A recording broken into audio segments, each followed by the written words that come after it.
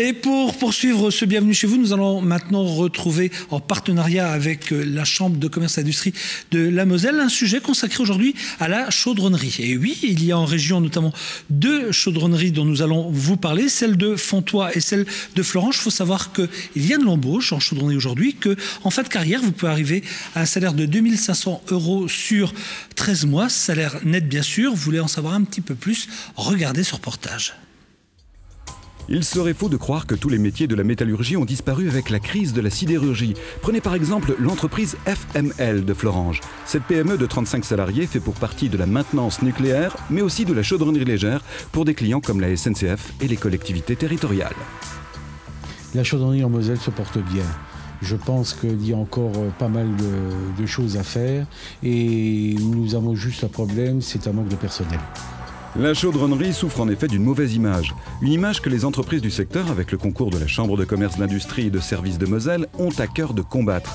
Car les métiers de cette filière sont diversifiés, plutôt bien payés, et il existe des voies royales en matière de formation.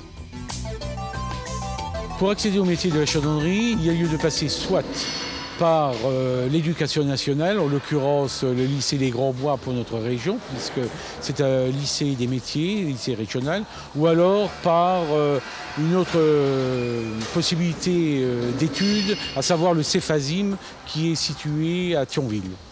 C'est de l'apprentissage par alternance.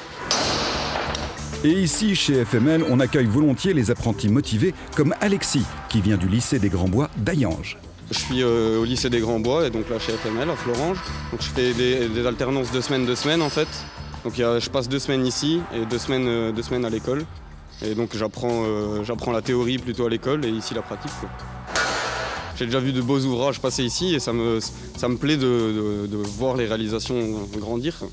En gros c'est ça. Et c'est un métier où il y a du travail, il y aura toujours du travail, alors c'est pour ça que je reste là-dedans.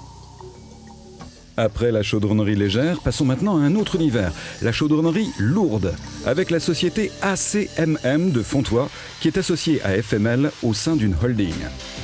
Cette entreprise de 35 personnes, créée en 1986, est spécialisée dans les tôles en forte épaisseur et a longtemps travaillé essentiellement pour la sidérurgie.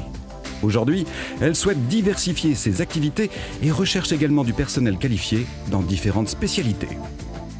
Donc les métiers à chaudronnerie, ce sont principalement des métiers manuels.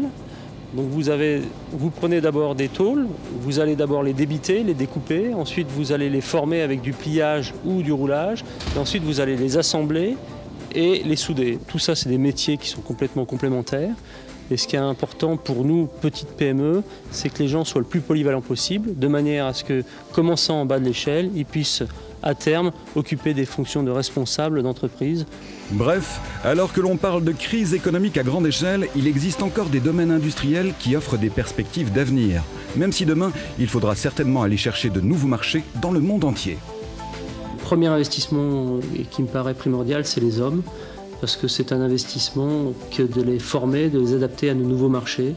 Parce qu'une personne qu'on récupère de nos équipes ou de l'extérieur n'est jamais tout à fait adaptée au futur marché. Donc il va falloir former et nous avons des plans de formation très importants pour les années à venir.